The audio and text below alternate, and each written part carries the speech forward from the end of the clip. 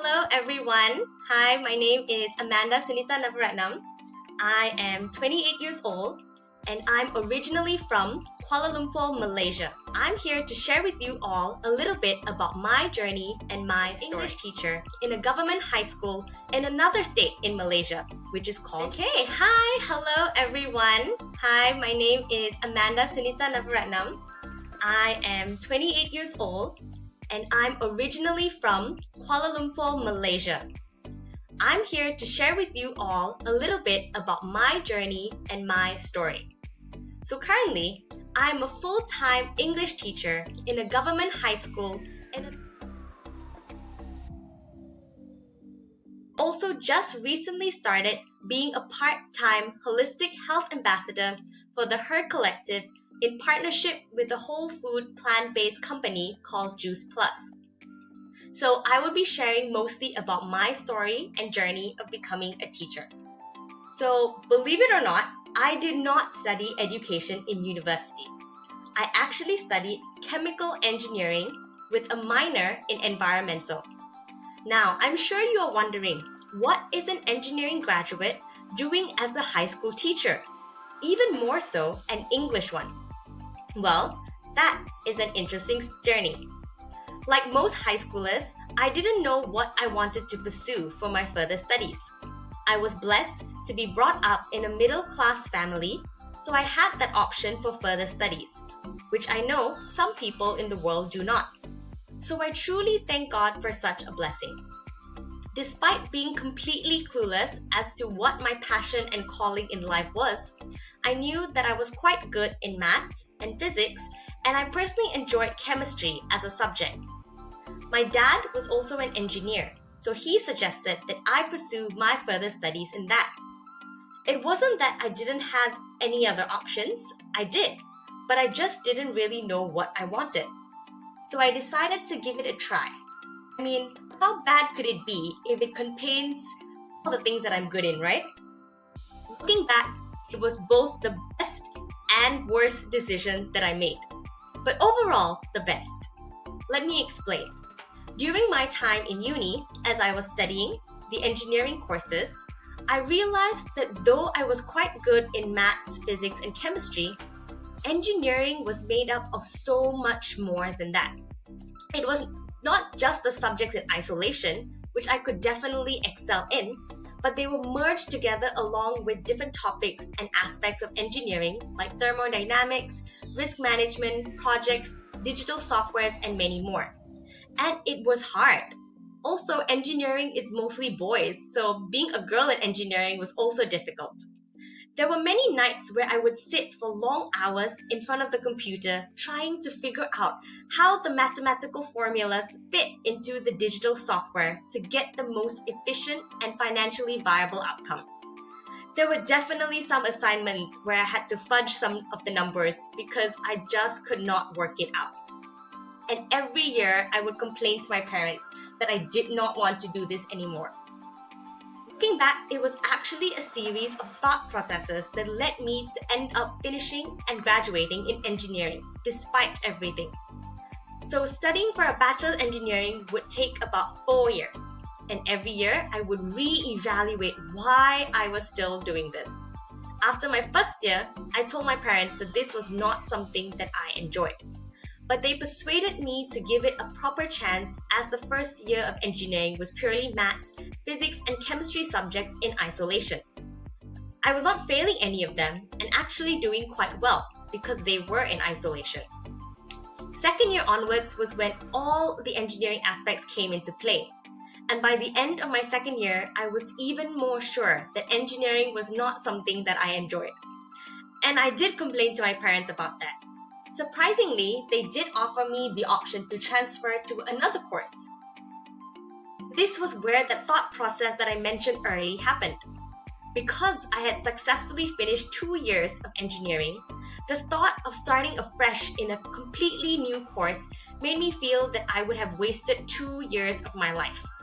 Of course, I made great friends and had fun experiences, but education-wise, I would have lost 2 years of it.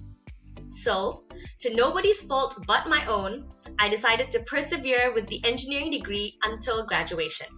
I thought, okay, maybe if I gave this another chance, things would get better. With regards to engineering, definitely not.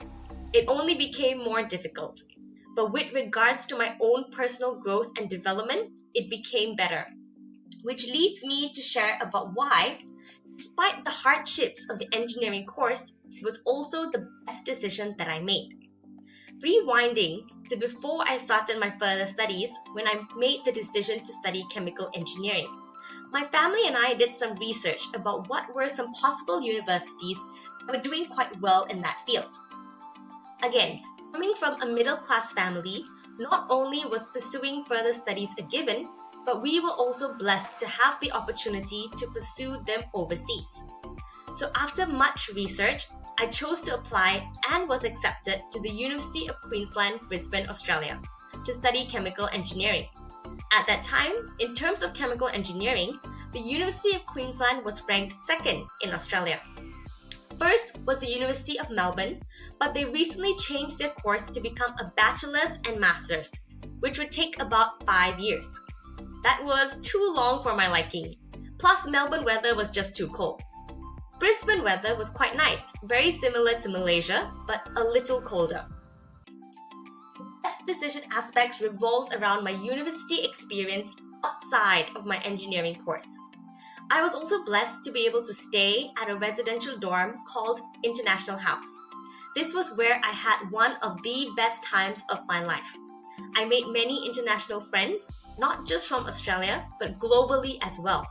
And they had many opportunities in all aspects: sports, cultural, arts, socials, everything. I especially love performing arts, so I signed up for their dancing competition, choir competition, theatre competition, all these things. These are competitions among the residential colleges, so each residential college would form a dance, choir, or drama team as a representative. There were times where we did quite well, but it was the overall experience of performing that I enjoyed. It almost made me contemplate switching courses to study musical theatre instead of engineering. But then I thought how difficult it would be with all the constant practices as well as future job prospects in a multi-talented world. That was only part one of it being the best decision of my life. On top of that, in my third year of university, I encountered some amazing people from Every Nation Campus, which is a club on campus affiliated with the Every Nation Brisbane Church. So a bit more about me is that I grew up in a Christian family, and going to church every Sunday was kind of the norm. However, growing up, I had the sense that God was mostly a Sunday thing, and the rest of the week He was not as involved in my life. Of course, that was my own perception at that time. And it would amaze me when I met people who were also Christians, but they were filled with such joy and generosity and love for people. It got me wondering, do they have a closer relationship with God to be able to experience all these things? And if so, how can I get closer to God and experience this as well? That's when my spiritual journey began of trying to become closer to God through being more involved in church, joining Christian fellowship in uni, spending time reading the Bible, and so on. What I discovered was that there was something that I was missing. Like, I was doing all these things, but I didn't really feel closer to God. That's when that encounter with some people from the Every Nation campus helped me see things differently. Through talking with them, it made me realize that I had to take ownership of my own spiritual faith. Yes, my parents can do the right thing, bringing me up in a Christian family, but that doesn't automatically make me a Christian. It's a choice that I need to make on my own, whether this is something that I believe in or do not. And so, on 27 March 2014, I decided to take ownership of my own spiritual faith and choose to become a Christian, not under coercion by my parents or society, but by my own understanding and revelation of what the truth is. Since then, I can honestly say that God is not just a Sunday thing. He can be so active in my everyday life, but I just wasn't aware of it before. When you have a shift of mindset and mentality towards something, you actually see and experience things differently. The time that I spent reading the Bible or even praying felt like I was growing deeper in knowledge and awareness of who God is and recognizing that it is purely a relationship. Praying is communication with Jesus. Reading the Bible is like reading His story and love letter towards all of humanity. It has been an incredible experience that has definitely impacted my life beyond anything that I could ever imagine. I find myself being challenged and growing each day more and more into the person that He has called me to be. I know what you're thinking. How does all of this lead to becoming a high school teacher? I'm getting there. So coming back to my engineering story, it was at the end of my 3rd year of uni, and I was like, okay God, I'm going to graduate next year, but I do not want to work as an engineer. I just could not see myself doing that. So I prayed that God would lead me to the right opportunity or calling for my life. Then I talked to different people and did some research. And by divine intervention, I chanced upon an encounter with this one engineering friend whom I haven't spoken to in a while. He shared with me that after graduating, he was going to do this program called Teach for Malaysia. And that got me curious as to what it was. So I went back home and Googled it. And for those of you who aren't as familiar with it, Teach for Malaysia is part of the global Teach for All network that aims to provide equal opportunities for education to all children.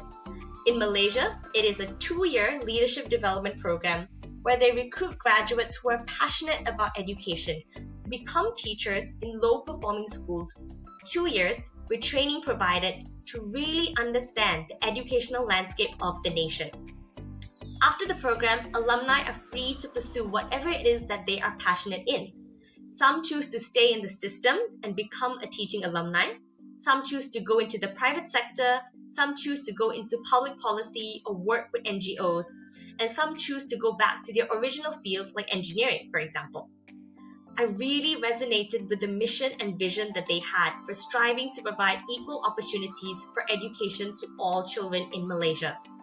The reason I resonated with it was because what I noticed was that many people who have the blessing of studying abroad discover how amazing life is outside of their country and then choose not to come back.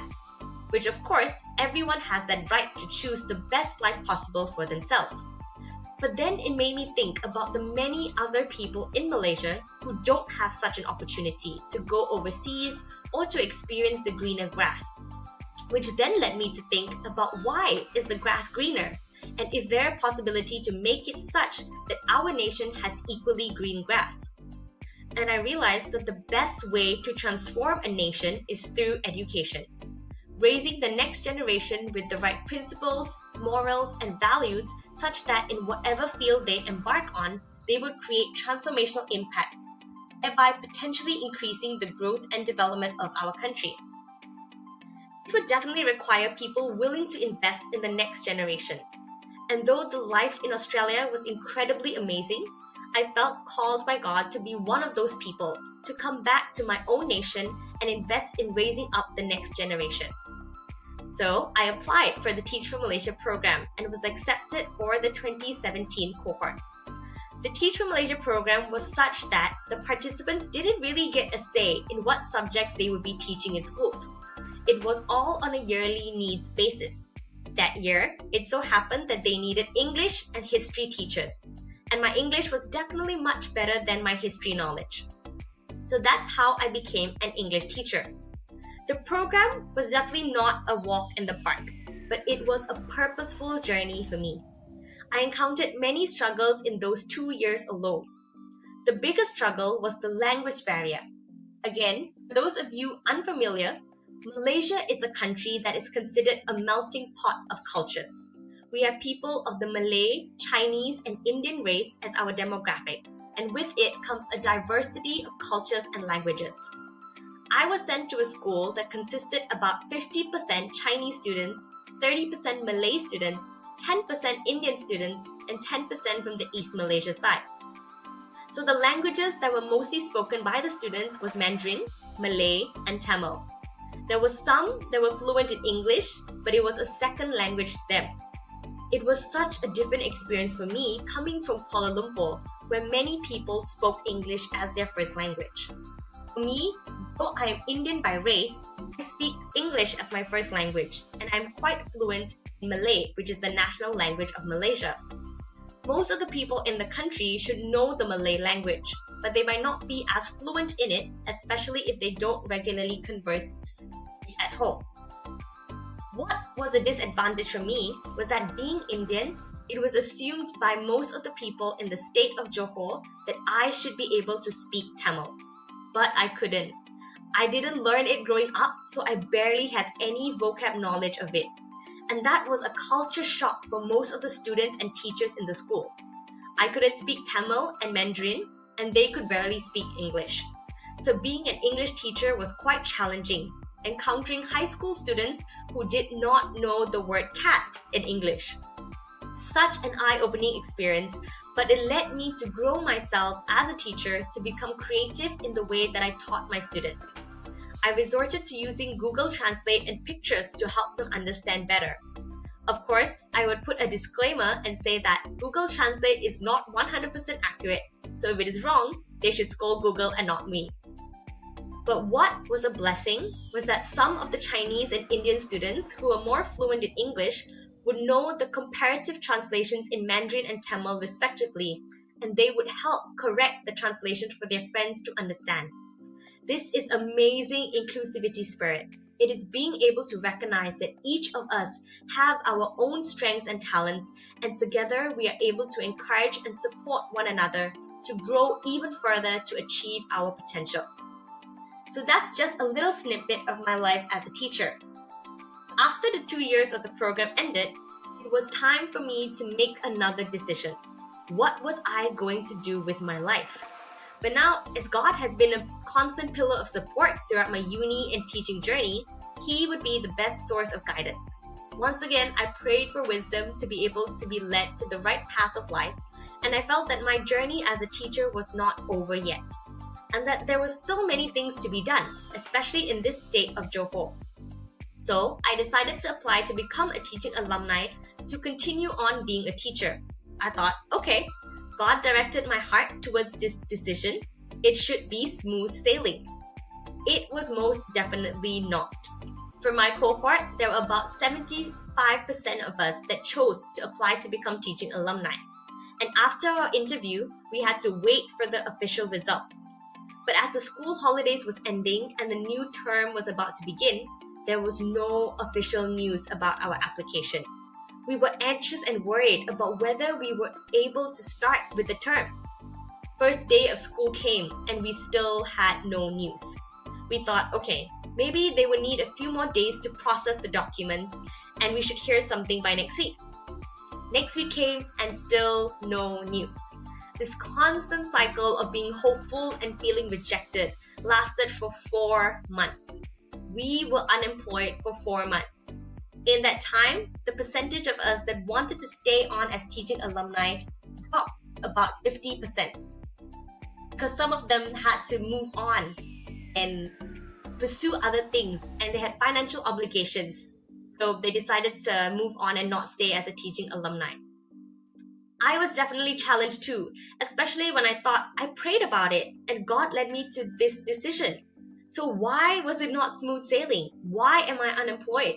Did I hear from God correctly? Maybe I was wrong. Maybe this is a sign that I should move on too. I had all these thoughts running in my head. But looking back, I realized that it is through the dark moments that you realize you need to hold on to God even more. Stumbling blocks and dark moments are there to make us feel hopeless, but with God, we would always have hope. So I held on to that hope, even though there were days when my emotions would get the better of me and I would feel dejected and anxious about the future. But honestly, God has been so faithful during those 4 months of unemployment. I had opportunities to do many things that I would not have it not weren't been for this situation that I was in. I got the chance to really evaluate my desire of becoming a teacher, whether this was something worth fighting for.